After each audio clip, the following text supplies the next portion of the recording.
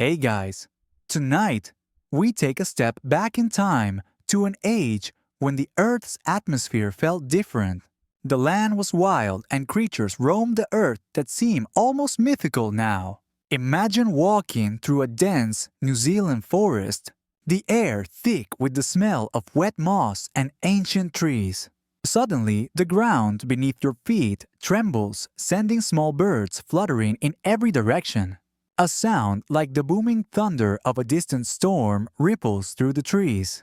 It's not thunder though, it's the moa. You're hearing the rumble of its massive feet, the thunderous call of a bird, unlike any other one so large it could easily be mistaken for a creature of legend. The moa, which lived in New Zealand over 500 years ago, was a flightless bird, towering above anything we have today. They were incredibly tall. Some species reached heights of 12 feet.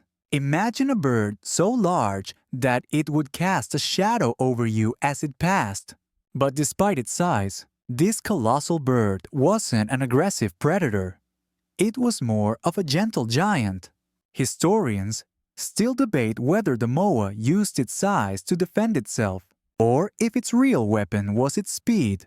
As you stand there imagining the moa stepping silently through the trees, it's hard to think of it as anything but a figure from a dream, a fantastical beast. But here's the catch, this creature's story is a short one.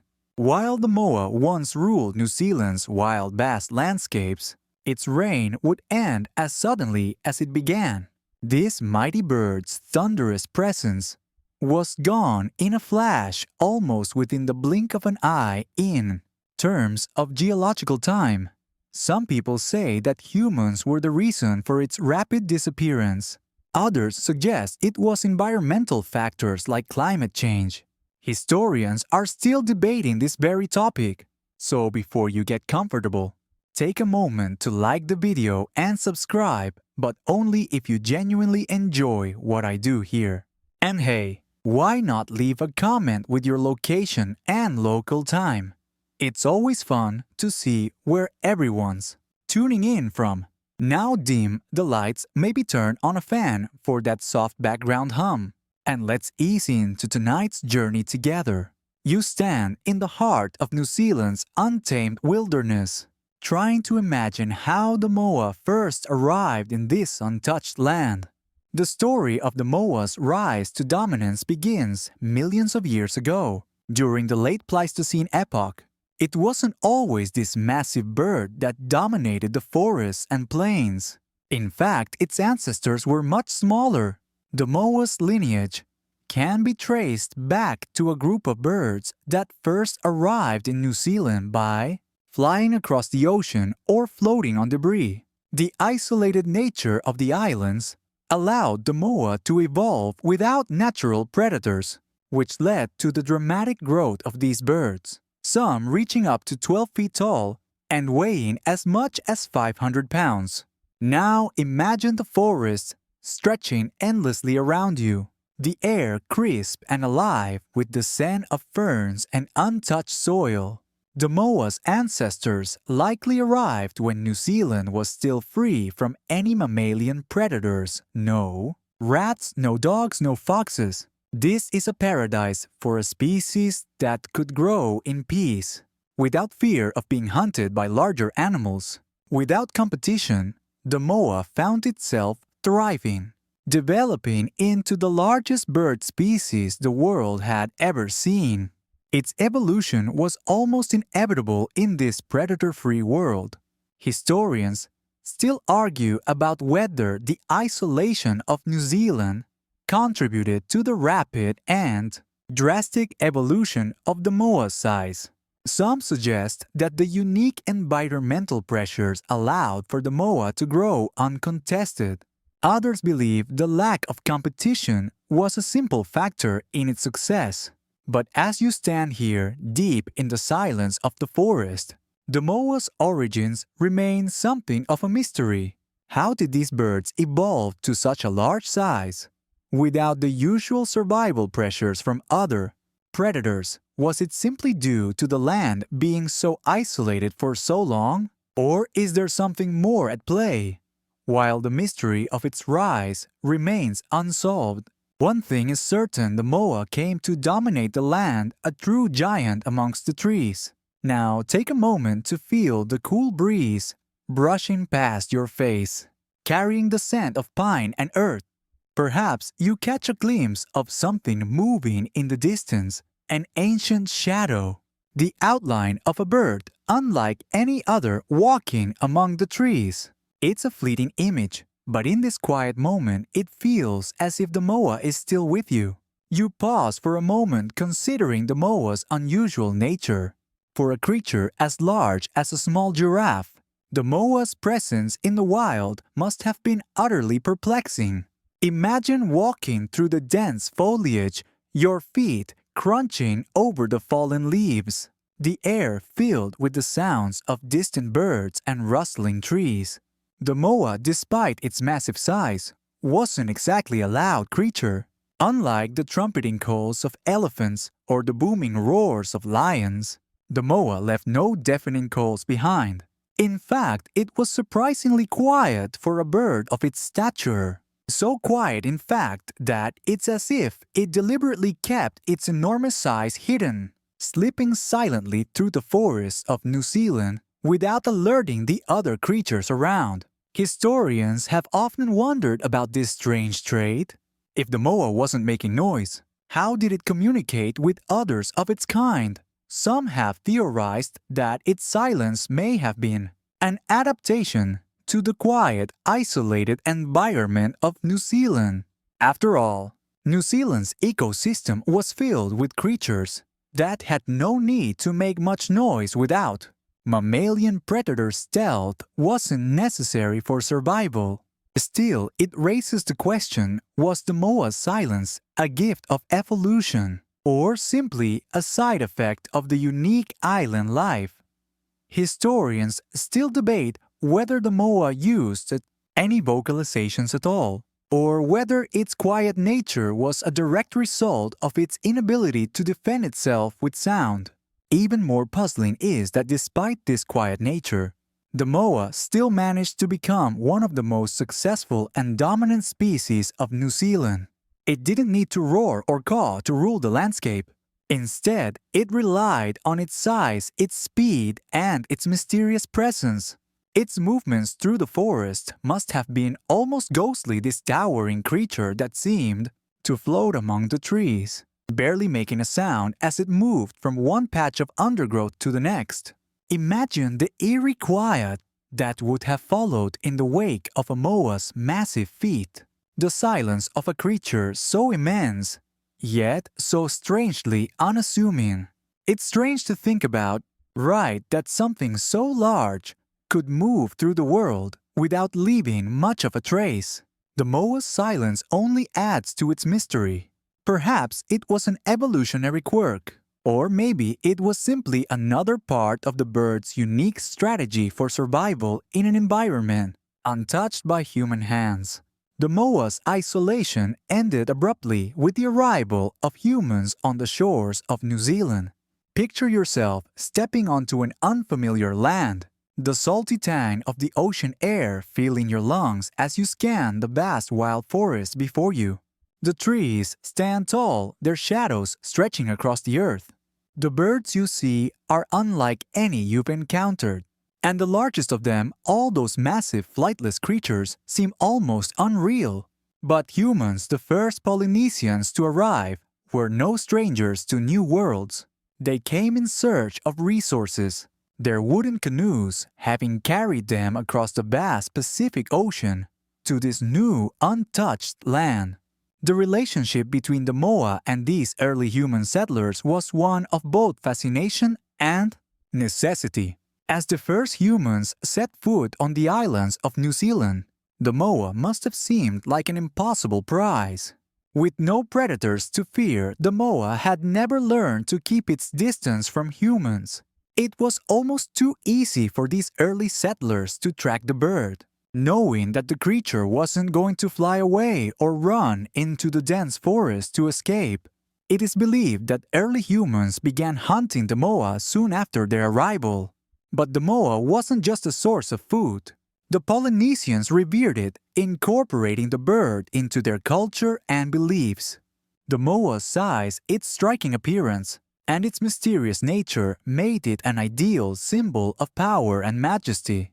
Some tribes even saw the moa as a creature of spiritual significance, a being that bridged the gap between the earthly world and the divine.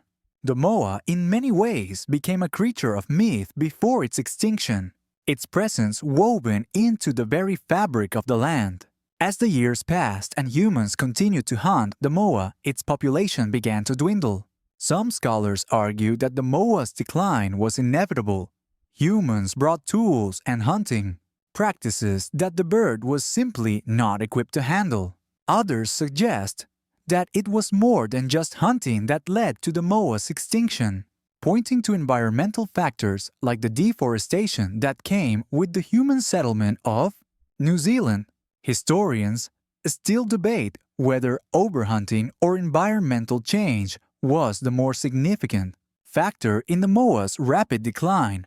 Imagine standing among these early settlers watching as they worked together, hunting and crafting tools. You can almost hear the rhythmic pounding of stone against stone as they prepare for the hunt. In the distance, a moa's silhouette appears, a towering figure that now seems destined to be brought down by the very people who once admired it. You stand in the lush green forests of New Zealand, taking in the towering trees that surround you. The air is thick with the scent of earth and moss, and you can hear the soft rustle of the leaves above. It's hard to imagine, but here, long before humans ever arrived, creatures like the moa lived without any natural predators at least. That was true until humans showed up. But despite their enormous size, the moa in all its grandeur was a flightless bird. The very notion of a bird that couldn't fly seems almost absurd, doesn't it? But when you stop to think about it, the moa's lack of flight makes perfect sense in the context of its unique environment. Without any mammals to hunt it, the moa had no reason to fly. It wasn't necessary for survival. It simply evolved to become a creature that walked the earth rather than soared through the skies. Its wings, which were small and almost vestigial, couldn't have carried it far, even if the bird had tried. Imagine the moa as it moved through the forest, its colossal legs carrying it across the terrain, its wings nothing more than a forgotten remnant of its ancestors. The bird's wings may have been small, but they still provided some balance, helping it to navigate its towering body through the dense underbrush. But how did the moa's flightlessness influence its role in the ecosystem without flight? It was unable to escape from predators or to reach higher branches for food. Instead, it relied on its speed and size to avoid danger. Its strong legs allowed it to outrun threats, and its size likely made it intimidating to potential predators, though that protection would prove ineffective once humans began hunting it. Still, the question remains, why did the moa evolve in such a way? Historians still argue about whether it was the isolation of New Zealand that led to the moa's flightlessness, or if it was simply the lack of predators that allowed the bird to thrive on the ground. Some say that without the pressure to evolve flight, the moa simply became a giant ground dweller. Now imagine watching the moa as it moves through the forest, a majestic creature, but one that relies entirely on its size and speed to survive. As it walks past, you might not even hear it this silent, enormous bird that only uses its strength and speed to navigate its world. The soft, cool wind brushes against your skin as you stand under the canopy of ancient trees, the dim light filtering through the thick leaves. As you look up, your thoughts drift to the moa, this colossal bird that once roamed these lands. You might wonder, with a creature of such grand stature, how its feathers would look. Surely they would be something out of a dream, dazzling in their unique, almost mythical beauty. The feathers of the moa were indeed unlike any other bird that we know today. These feathers weren't just decorative. They played a significant role in the moa's life. Even though it couldn't take flight like other birds, moa feathers have been found in archaeological digs, and they tell a fascinating story about this bird. Some researchers believe that the feathers may have been relatively short and stiff, as opposed to the soft downy feathers of modern flightless birds. These feathers would have helped the moa maintain its body heat in New Zealand's often chilly environment. Think about it. These birds lived in a land where temperatures could drop, especially during the nights. With no need for flight, the moa's feathers were likely adapted for insulation rather than aerodynamics. The colors of the moa's feathers remain a mystery, but some believe that they were a muted brown, blending seamlessly with the landscape. Imagine the moa walking silently through the thick ferns and grasses, its feathers almost camouflaged in the forest. Yet, some scientists speculate that the moa's feathers could have been more vibrant, helping to display the bird's presence to potential mates or rivals despite its silent nature. It's hard to picture the moa in such a way, isn't it? A towering creature, its feathers perhaps glinting with a quiet iridescence beneath the shadows of the trees. Historians and paleontologists still debate whether the moa's feathers had any symbolic meaning, much like how feathers are used in many indigenous cultures today. In some early Polynesian stories, the moa was a creature of mystery and power, and its feathers may have been used in ceremonial attire or for making tools. The birds, although no longer alive, left behind clues in the form of feathers and bones that suggest a creature much more complex than we often imagine. Some believe that the feathers were a significant part of their lives, both in daily survival and in the spiritual and cultural significance they held. As you stand there imagining the moa in its natural habitat, it's easy to picture its feathers fluttering lightly in the breeze, blending in with the vast forest around it.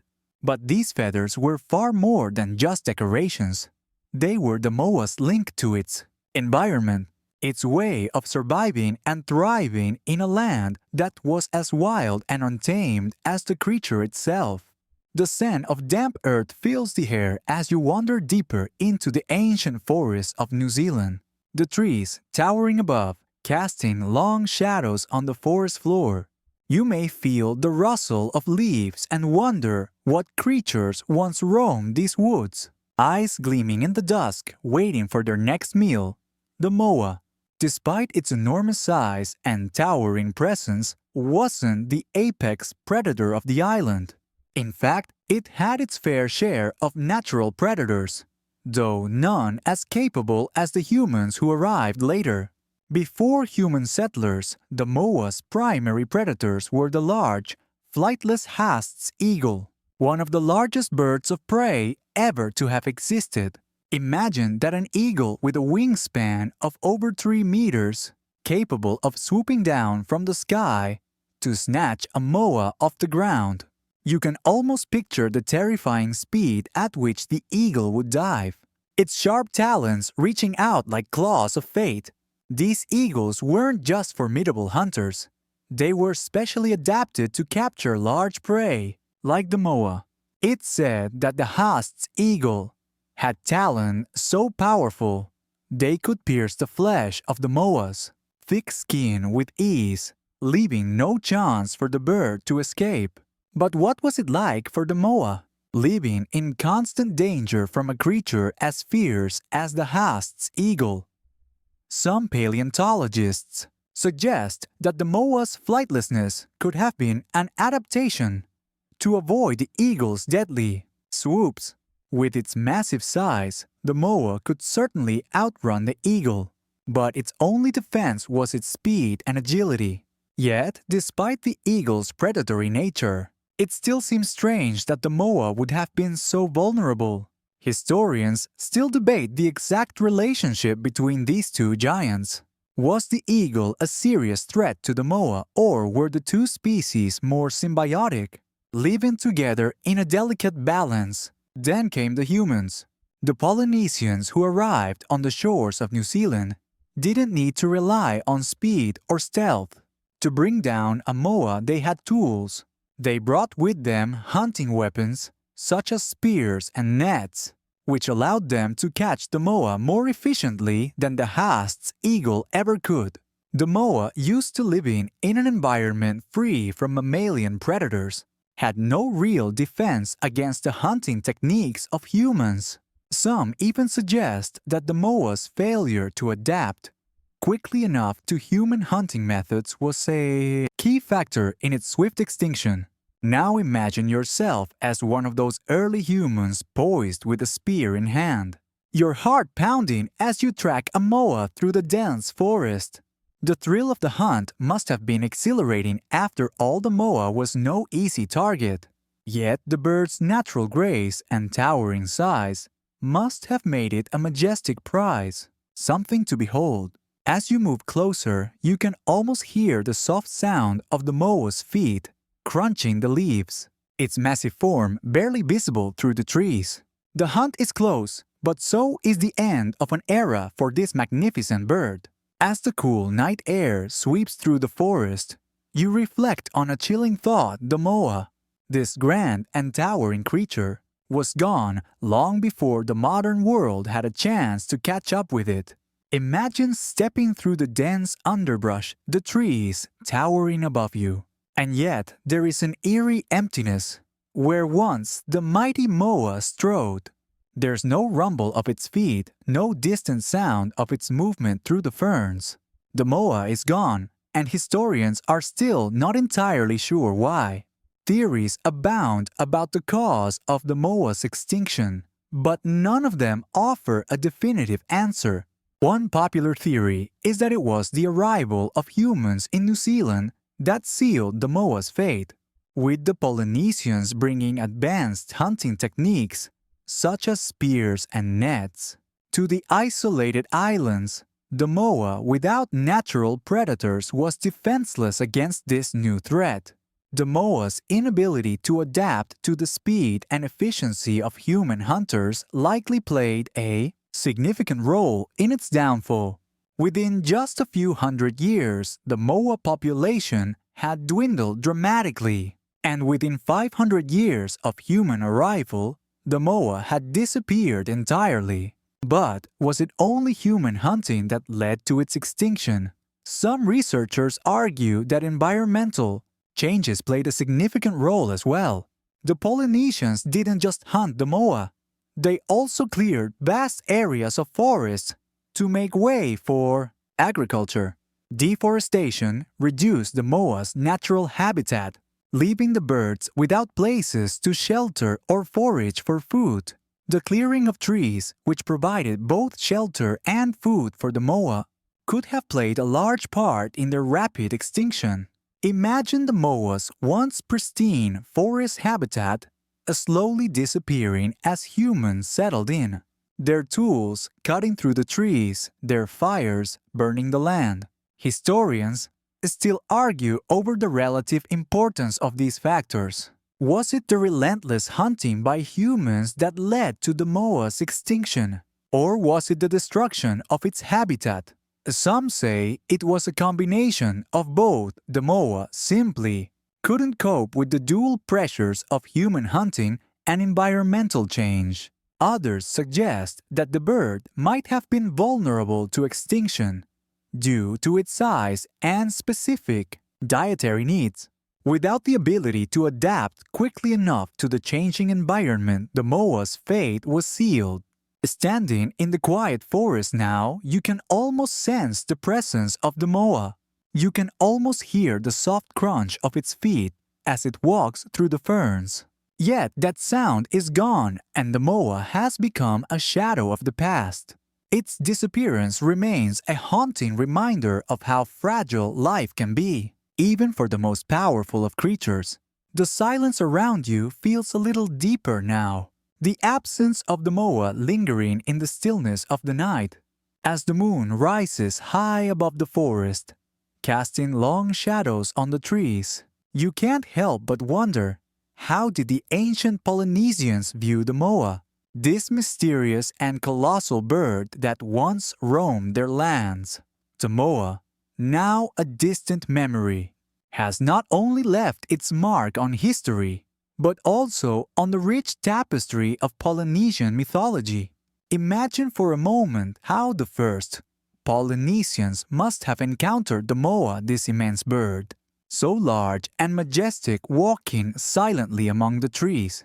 To them, it must have seemed like something straight out of a legend, a creature too powerful and too enigmatic to simply be part of their daily world.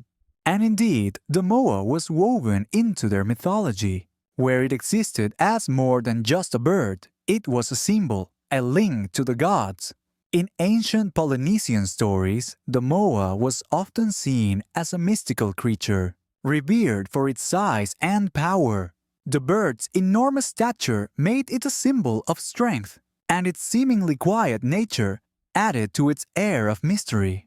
It wasn't just a bird, it was a creature of the divine, a being that held a place in the spiritual world of the Polynesians. Some myths suggest that the moa was a protector, guarding the forests of New Zealand from harm. Others depict the moa as a creature of transformation, capable of shifting between the realms of the living and the gods. These stories, though no longer widely known, still linger in the folklore of New Zealand, passed down through generations. What's fascinating about the moa's place in mythology is how it straddled the line between reality and the supernatural. The bird wasn't just feared for its size, it was also revered as a spiritual figure, one whose existence carried weight far beyond the physical world. Some even believed that the moa was a messenger, a being that communicated with the gods and passed messages between the earthly and divine realms. For a creature that was so grounded in the physical world, the moa's role in mythology was elevated to something much more ethereal. Historians still argue about the precise nature of the moa in these ancient myths. Some suggest that the bird was indeed a creature of reverence imbued with spiritual significance, while others believe that the stories surrounding the moa were more about creating a narrative for the creatures that the Polynesians encountered. Could it be that the moa was simply a part of their everyday lives, yet, as its population dwindled, it took on a more mythological status? The line between reality and myth is often blurred, and in the case of the moa, it's impossible to say where one ends and the other begins. As you stand under the dark sky, the air cool and still, you can almost hear the whispered tales of the moa stories passed down through generations. The myths of this great bird continue to live on not as a living creature, but as a part of the fabric of New Zealand's history. A creature whose spirit is immortal in the Yukurbeu. Stories that surround it. As the stars twinkle overhead, you're drawn back to that crucial moment in history, the arrival of humans on the shores of New Zealand. Imagine the first Polynesian explorers stepping onto this uncharted land, their canoes cutting through the waves, the soft splash of water as they land on the beaches. The sight before them must have been unlike anything they had seen before, a land teeming with life untouched by human hands, its ecosystems thriving in isolation. Among the creatures they encountered was the moa, a bird of such immense size and mystery that it would forever change the course of New Zealand's history. The first humans to arrive in New Zealand brought with them not only their culture, but also their rapid tools, hunting techniques, and a new way of interacting with the land. For the moa, this marked the beginning of the end. In a land where predators had been non-existent for millions of years, the moa had no defense against the advanced hunting methods of the Polynesians. With the introduction of spears, nets, and the knowledge of fire, the humans began to hunt the moa with efficiency. The birds, which had never known the pressure of predation, were suddenly vulnerable, and their numbers began to decline. But the human impact on New Zealand's ecosystems wasn't limited to hunting. As the Polynesians began to settle, they cleared vast areas of forest to make room for agriculture. The trees that had once provided shelter for the moa were felled, and the delicate balance of the ecosystem started to shift. The moa, which had relied on these forests for food and shelter, was now facing a double threat: hunting and habitat destruction. Imagine the once thriving forests gradually becoming patches of open land, the sounds of chainsaws replacing the rustling of leaves, and the moa's natural habitat disappearing before its very eyes. Historians still debate whether it was the hunting or the environmental changes that had the more significant impact on the moa's extinction. Some argue that it was the relentless hunting that wiped out the moa population, while others believe that habitat destruction played an equally important role.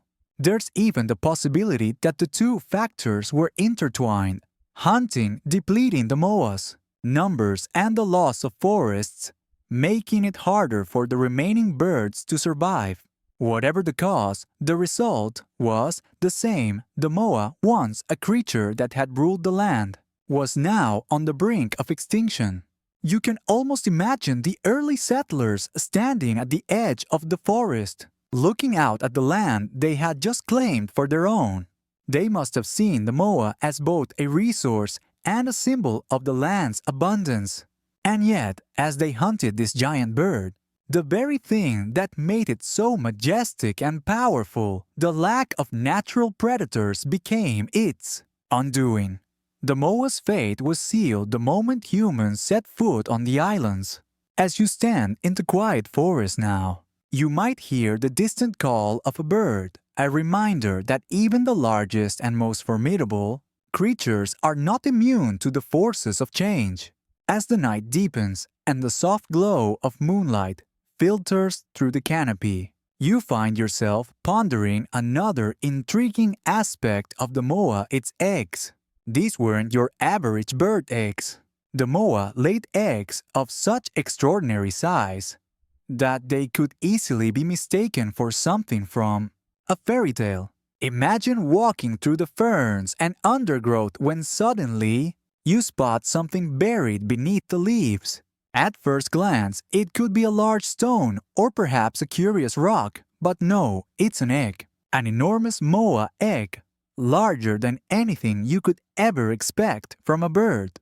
The sheer size of these eggs was staggering, and they serve as a testament to the massive size of the bird itself. The moa's eggs were famously large, with some measuring over 30 centimeters in length and weighing more than a kilogram. To put it into perspective, that's roughly the size of a cantaloupe, a fruit that itself is a good bit larger than the average egg you might find today. The eggs of the moa were so large that they were the focus of many studies, as they offered scientists a rare glimpse into the life of this long-extinct bird.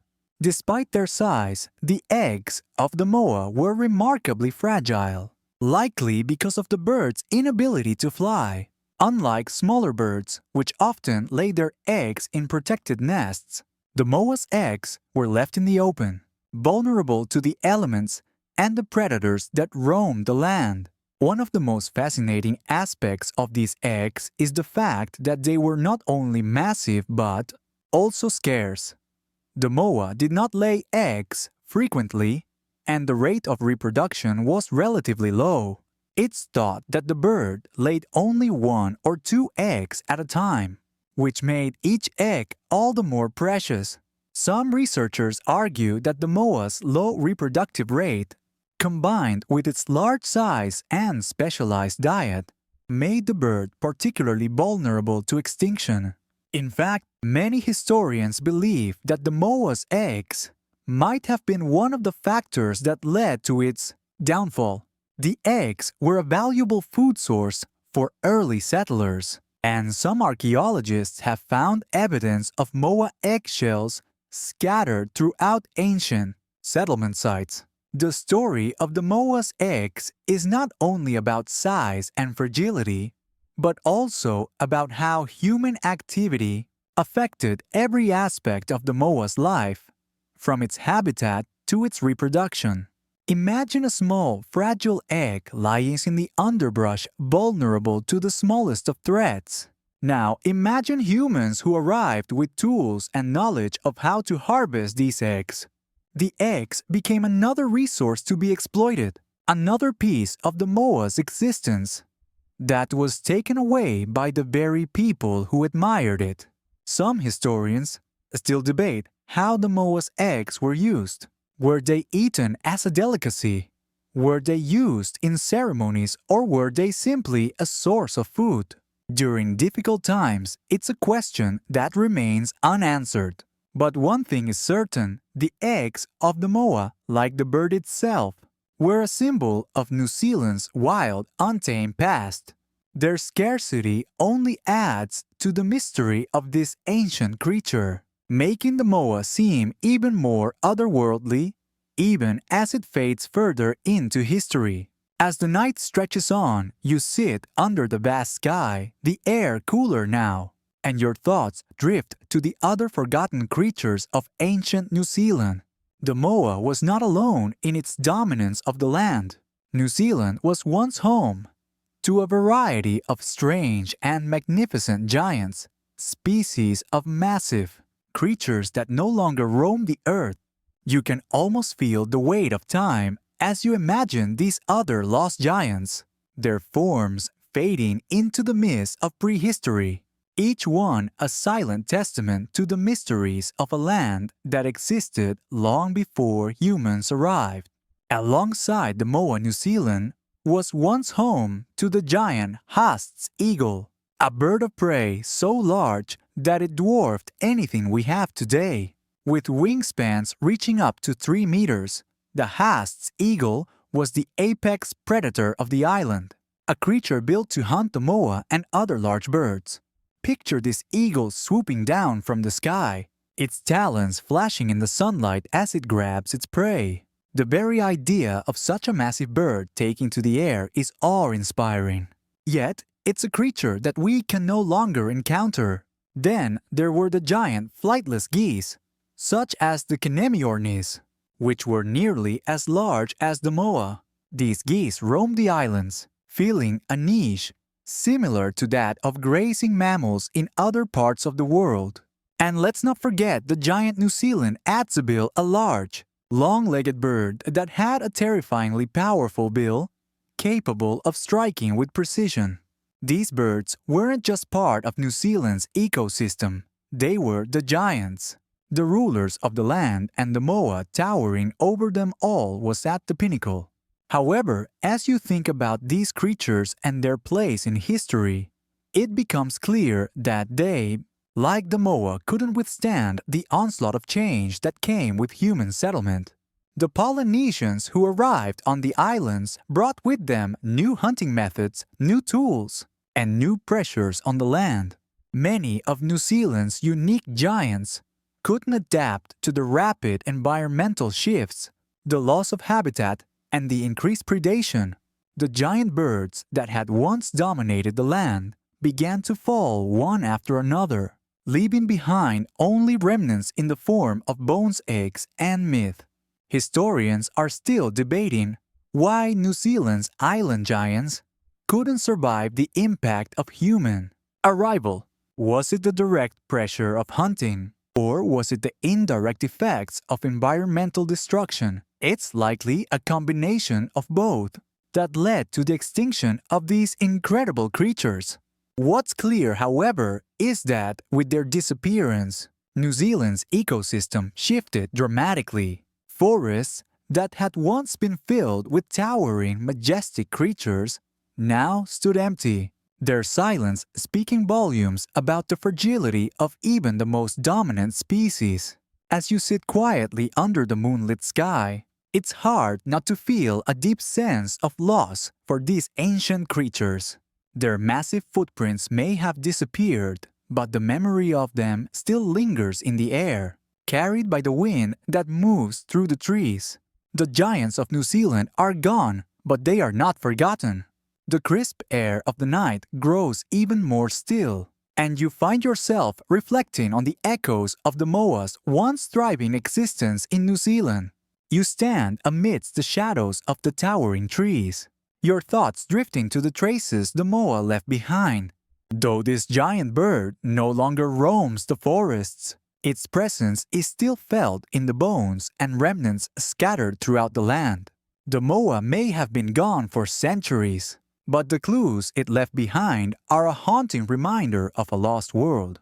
You imagine the archaeologists and paleontologists who have painstakingly dug through New Zealand's soil, uncovering the bones of the moa, each fragment telling a piece of the bird's story. The bones of the moa are some of the most significant pieces of evidence we have about its life. These fossils, which have been discovered in caves and ancient burial sites, provide scientists with insights into the bird's size, structure, and behavior. One of the most remarkable discoveries is the moa's massive leg bones, which highlight just how much strength was packed into this towering creature's body. When you think of the moa, you might imagine a gentle giant, but its bones suggest a bird capable of incredible speed and force. But the moa didn't just leave behind physical remnants. The moa's extinction has also had a profound effect on New Zealand's ecosystem. The disappearance of such a large herbivore would have caused a ripple effect throughout the environment. Without the moa to feed on certain plants, those species began to proliferate and evolve in different ways. Forests, once shaped by the feeding habits of these giant birds, began to change. In a way, the moa's absence left a vacuum, reshaping the environment in ways that we can still see today. Perhaps the most striking remnants of the moa's legacy are the myths and stories that continue to be told. The bird that was once a living, breathing creature is now part of the cultural fabric of New Zealand. Its massive size, its silent movements, and its mysterious extinction have captured the imaginations of generations. The moa's bones, its eggs, and the stories passed down from elders all serve as reminders of what once was a giant bird that ruled the land. Historians still debate the full extent of the moa's role in shaping the land. Some believe that its extinction had a far-reaching impact on the ecosystem, while others think that the environmental changes were a natural part of the island's evolution. Either way, what's certain is that the moa left a legacy, both tangible and intangible, that still echoes through the forests and across the land. As you stand here in the quiet of the night, you can almost feel the moa's presence, lingering in the shadows, its story written in the bones of the earth.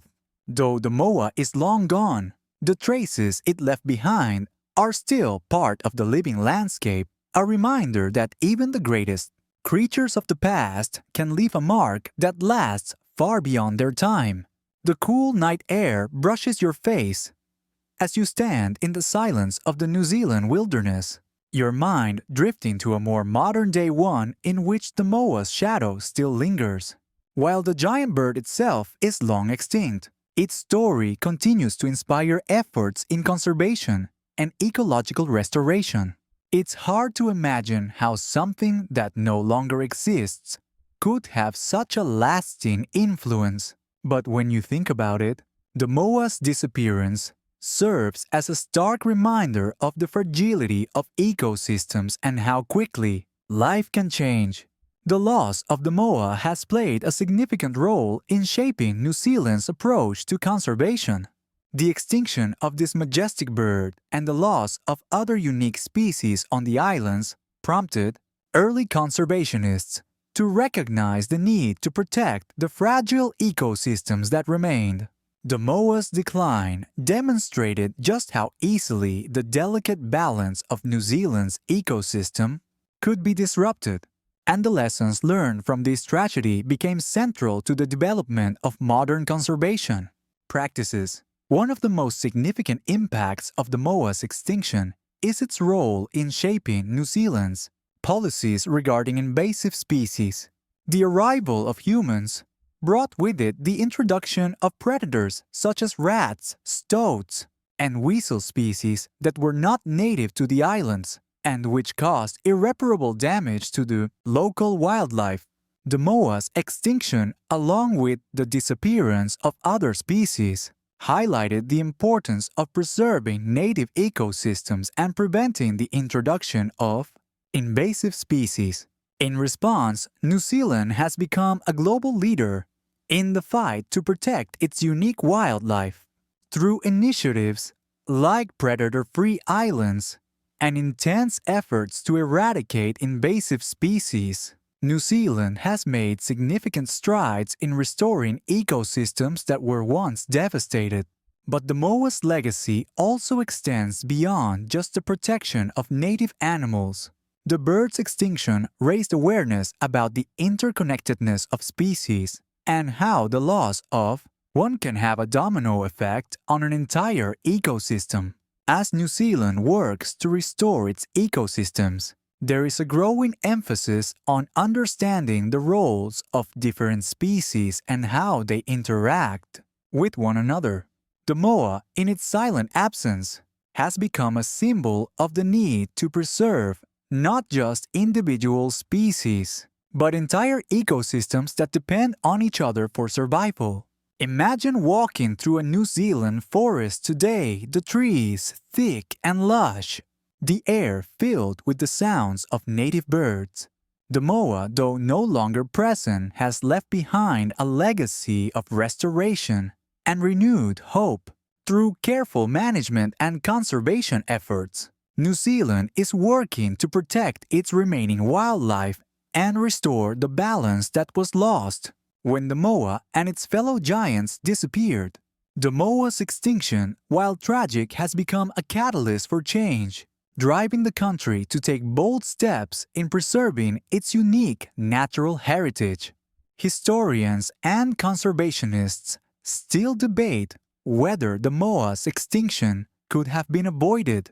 Could it have adapted to the arrival of humans and the changes they brought? Would it have been possible to protect the moa's habitat and prevent the overhunting that contributed to its decline?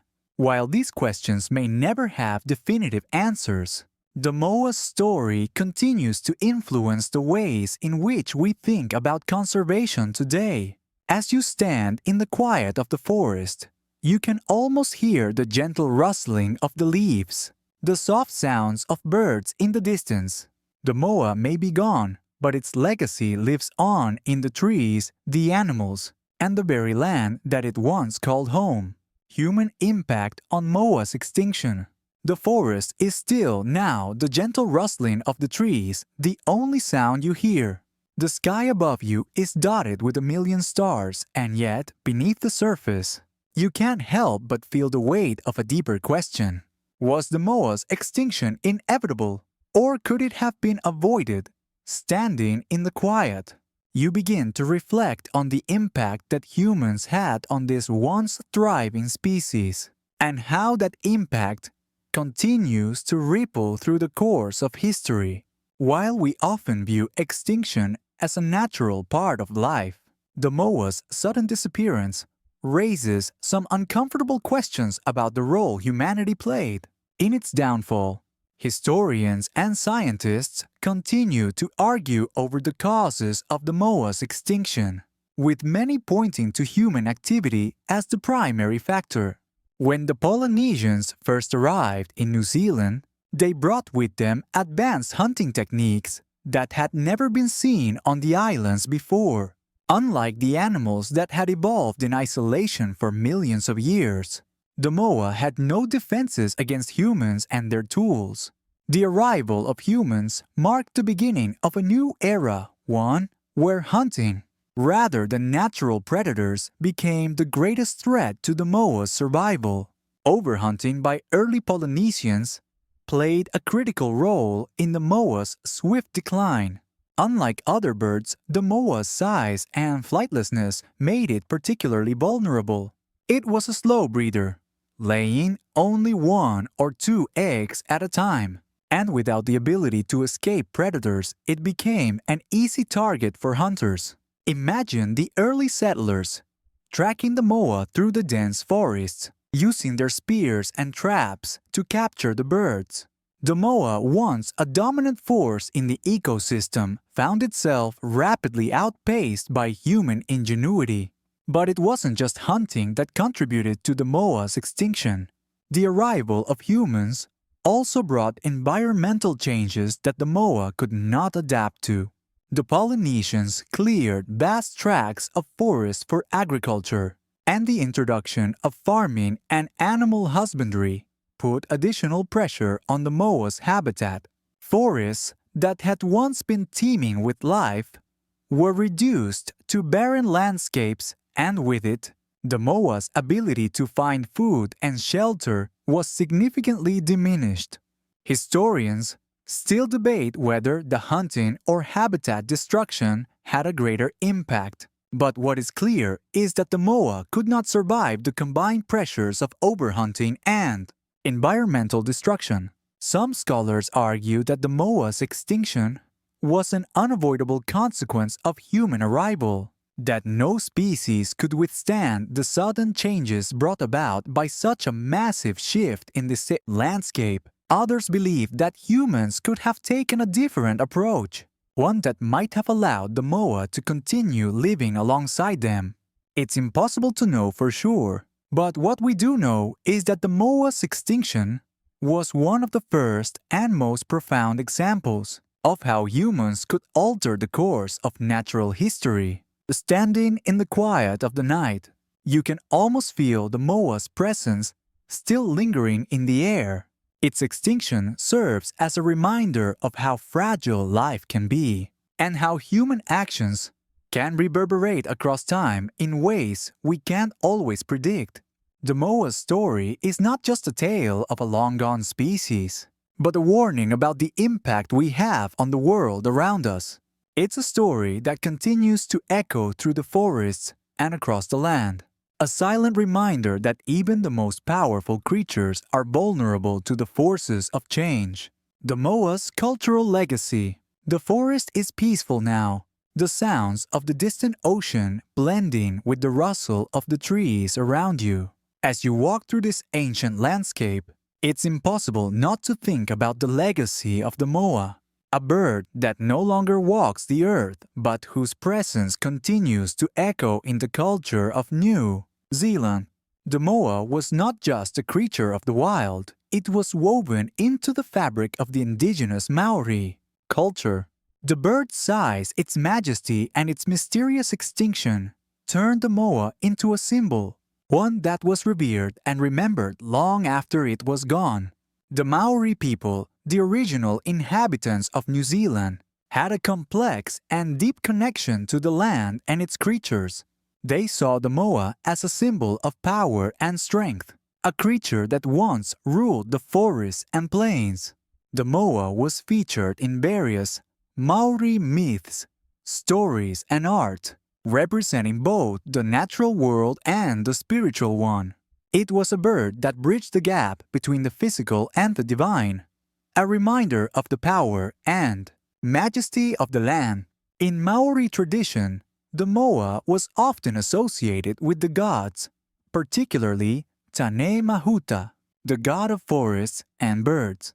Tane Mahuta was believed to have created the first birds, including the moa, as guardians of the forests. This connection between the moa and the divine gave the bird a status that went beyond its physical presence in the world.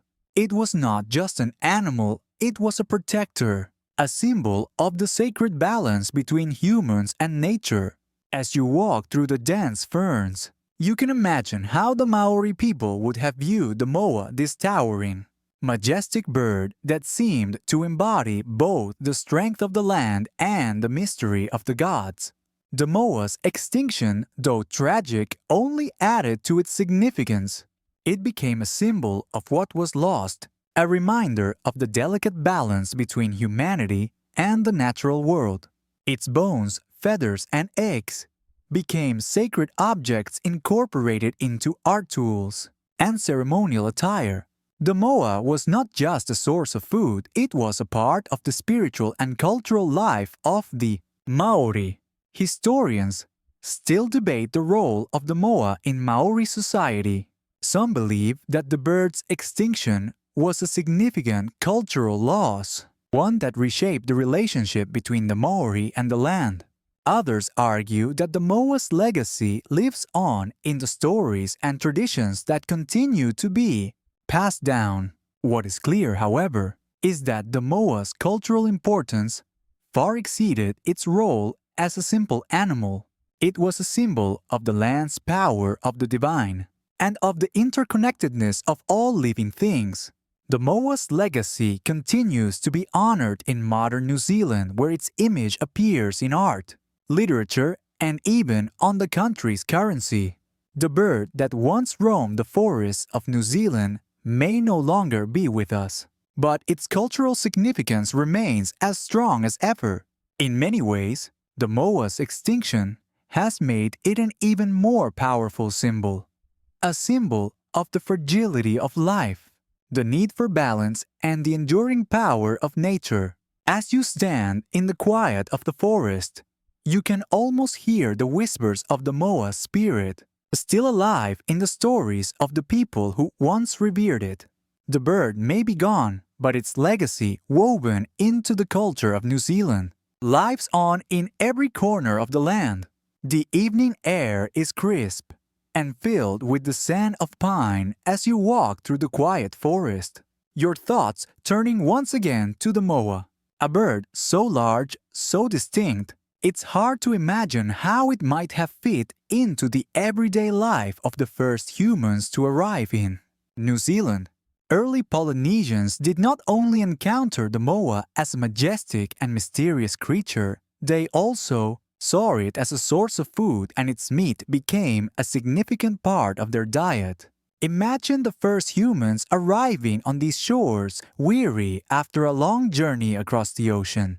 The moa, with its massive size and flightlessness, would have been an easy target for those in need of sustenance. When the first Polynesians settled in New Zealand, they found the land rich with resources and a range of species unlike anything they had encountered before. The moa, with its tender meat and plentiful eggs, quickly became a valuable source of protein. These early settlers would have used every part of the moa, the flesh, for food, the bones for tools, and even the feathers and skins for clothing and ceremonial items. The moa's size made it a particularly desirable resource. Its meat could feed entire villages, providing sustenance for families and communities. Historians have examined the diets of early Polynesians, and the evidence suggests that the moa played a prominent role in their food sources. Archaeological digs across New Zealand have revealed moa bones at many ancient settlement sites, some showing signs of being cut and prepared for cooking. Imagine these early humans carefully butchering the moa with their stone tools, using every part of the bird to maximize its value. The bird's massive eggs, too, were collected and consumed, offering a nutritional boost. These eggs, which were once scattered across the land, became a source of food for the settlers, who could not resist their sheer size and the promise of a hearty meal. But the relationship between the Polynesians and the moa was not just one of consumption, it was also a relationship of reverence. In addition to being a food source, the moa also held a spiritual significance for the Maori people. Some believed that the moa was a gift from the gods, and its presence in the world was a reminder of their connection to the divine. The act of hunting and consuming the moa was thus intertwined with spiritual practices, and the bird became a sacred symbol, not just a source of sustenance. As time passed, however, the moa began to disappear. Overhunting, habitat destruction, and the introduction of new predators by humans took their toll. The moa was not just a source of food, it was an essential part of the Maori way of life. Its extinction represented not only the loss of a food source, but also the loss of a deep cultural and spiritual connection to the land. The stories of the moa, its importance in the diet of early humans, and its place in mythology continue to resonate today, as the bird remains a symbol of the delicate balance between human activity and nature. Historians still debate how much the moa's meat was relied upon in the early diets of Polynesians. Some argue that it was a staple food, while others believe that it was more of a ceremonial delicacy. Regardless of its role in daily life, the moa's disappearance marked a turning point in New Zealand's food systems and in the way early Polynesians interacted with the land. The moa, once a central part of life on the islands, is now a symbol of what was lost and a reminder of how fragile that balance between humanity and nature can be. As you walk through the quiet, moonlit forest, you can almost hear the soft rustle of the moa's footsteps once again.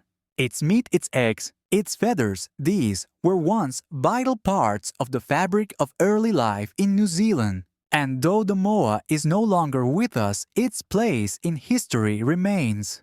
The night deepens around you, the stars above, shining like a sea of diamonds, and you feel a soft chill in the air, as if the land itself is reflecting on a past long gone. You pause and imagine New Zealand as it is today, lush, vibrant, full of life but devoid of one of its most iconic inhabitants, the moa. The forests still stand tall, the mountains rise in their mighty glory, and the rivers flow as they always have, yet something is missing. The absence of the moa is felt in ways both subtle and profound. The towering bird, once a dominant force in the ecosystem, is no longer here to graze on the forest floor, to leave its massive footprints in the earth, or to fill the land with its silent presence. The moa's extinction marked the end of an era for New Zealand.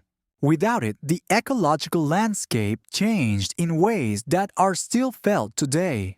For one, the loss of such a large herbivore meant that certain plants, once kept in check by the moa's grazing habits, began to grow unchecked.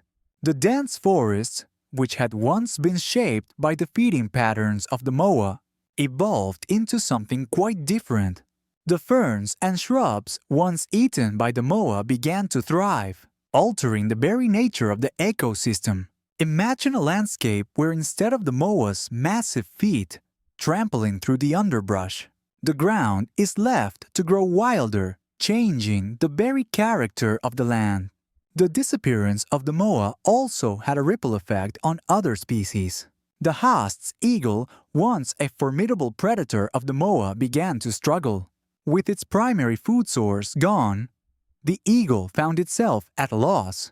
Though it may have preyed on other birds and animals, it was the moa that had truly allowed the eagle to thrive in the unique environment of New Zealand.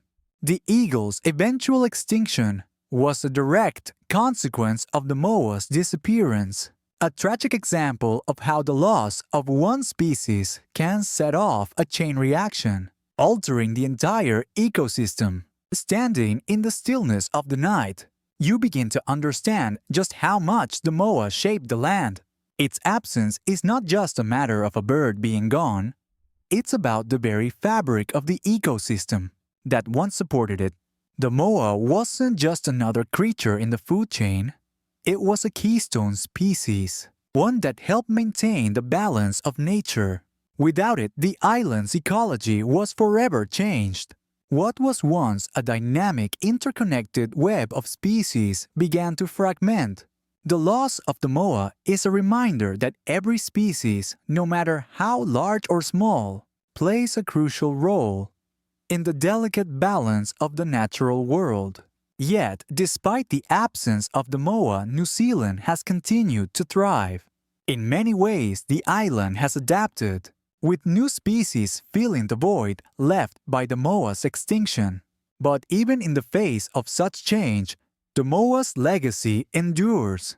It is carried in the stories of the Maori people, in the bones and feathers that remain, and in the ongoing efforts to preserve New Zealand's unique wildlife. Though the moa is no longer here to roam the land, its story lives on, woven into the very fabric of the nation. As you stand there beneath the starry sky, you can almost feel the presence of the moa. Its absence may be felt deeply, but it is also a reminder of the resilience of life, of how nature can adapt and evolve even after the loss of its giants. The night grows quieter still, the only sound the faint whisper of the wind through the trees, and you find yourself lost in thought, wondering, could the moa ever return? The idea seems almost too fantastical, doesn't it? The moa, once a giant of New Zealand's wild, vanished too quickly, leaving nothing but bones and stories behind. Yet the world has changed. Technology has advanced, and with it, the possibility of bringing back extinct species, a concept once reserved for science fiction, has become a subject of serious discussion. Imagine a world where the moa, this towering bird, strides once again through the lush forests of New Zealand. Could it be possible? Could modern science bring back the moa from the brink of extinction? The science behind de-extinction. The idea of reviving extinct species has made remarkable strides. In recent years, scientists have already succeeded in cloning animals that were once thought to be gone forever, such as the woolly mammoth. The same techniques using DNA samples preserved in ancient remains could theoretically be applied to the moa. Researchers have discussed using genetic engineering and cloning to bring the moa back to life, resurrecting a bird that has been absent from the world for hundreds of years. The question is, should we? The debate around de-extinction is a complex one. On the one hand, the idea of restoring the moa to its rightful place in New Zealand's ecosystem is tantalizing. Imagine the excitement of seeing the moa once again roaming the forests, its massive form grazing on ferns and plants, just as it did centuries ago. It would be a monumental achievement in science, a way of reversing a human-induced tragedy. There are significant ethical and ecological considerations that make this idea far more complicated than it might seem. First, there's the question of whether the moa could truly thrive in today's world. New Zealand's environment has changed significantly since the moa's extinction. The forests are no longer the untouched wilderness they once were. They have been altered by human activity, invasive species, and climate change. Would the moa, if revived, be able to adapt to the modern landscape? Or would it face the same challenges that led to its original extinction? The lack of its natural predators is also an issue without the hast's eagle or other large predators. Would the moa be able to coexist with the other species in the ecosystem? Or would it disrupt the delicate balance of nature that exists today? Another question to consider is whether resurrecting the moa is the best use of scientific resources. Instead of focusing on reviving extinct species, should efforts be directed toward protecting the species that still exist today? The conservation of threatened and endangered species is an urgent matter, and some argue that the time and money spent on de-extinction efforts could be better used on preserving habitats and protecting wildlife from current threats. There's also the concern that de-extinction could be a way to absolve humanity of responsibility for the extinction of species like the moa, rather than addressing the root causes of biodiversity loss and ecosystem damage. As you stand in the stillness of the night, imagining a world where the moa returns, you can't help but feel a sense of wonder. Would it be possible to bring back this magnificent bird? Or would its return be a misguided attempt to rewrite history? The moa, though extinct, continues to inspire us, not just with the idea of reviving it, but with the lessons it leaves behind. The extinction of the moa was a profound event, a reminder of the impact humans can have on the world around us. Perhaps, rather than trying to bring the moa back, we should focus on ensuring that the creatures we still have today are given the space and protection they need to thrive. For now, the moa remains a creature of the past, its bones scattered across New Zealand's landscape, its legend alive in the stories of the Maori people, and the ongoing efforts to restore the balance of the natural world. The possibility of its return is still far from reality, but in many ways, the moa lives on in the hope that humanity can learn from its extinction and make a lasting change. For the creatures that share this planet with us today, the moon shines brightly overhead, casting a soft, silver light across the landscape as you take a slow, reflective walk through the quiet forest. The wind moves gently through the trees, rustling the leaves, and the world around you seems to hold its breath. You think about the moa, this giant bird that once roamed these very woods, its mighty feet shaking the ground as it moved. Its massive size, its silent grace, its towering presence, all of it is gone now, leaving behind only traces in the earth and stories in the hearts of those who remember. The extinction of the moa is a haunting reminder of how swiftly and irrevocably a species can disappear from the earth. It's not just the loss of a bird, it's the loss of an entire ecosystem's balance, of a piece of the world that was once filled with life and wonder. The moa's disappearance, a tragedy brought on by human hunting and environmental changes, stands as a symbol of both our power to shape the world and our responsibility to protect it. As you walk further, you imagine the world as it must have been long ago, when the moa's thunderous call could still be heard echoing through the forests. You picture it standing tall among the ferns, grazing peacefully, its presence so imposing yet so serene. The moa's roar, once loud enough to shake the earth, now exists only in the memories of the past, a silent echo carried on the wind. The silence that has followed its extinction is not just an absence of sound, it's the quiet of a world that has lost something significant, something irreplaceable. Yet, as you stand here beneath the night sky, there's a certain peace in the stillness. The moa may be gone, but its legacy lives on in the landscape, in the bones that remain buried beneath the soil, in the stories told by the Maori, and in the efforts to preserve the fragile ecosystem that still remain. The moa's story is one of loss, yes, but it is also one of remembrance and learning. It teaches us about the delicate balance between humans and the natural world and the consequences of disrupting that balance.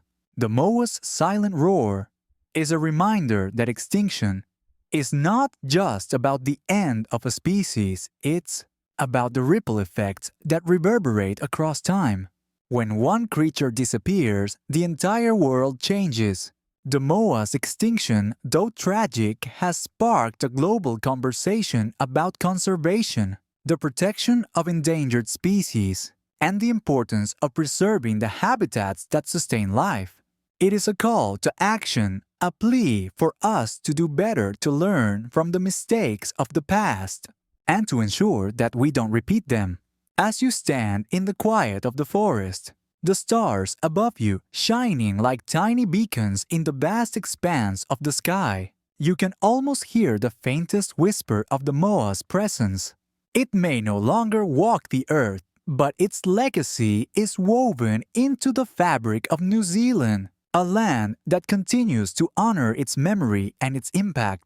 The moa's silent roar may no longer be heard in the woods, but its story will never fade, carried forward by those who remember the bird that once ruled the land.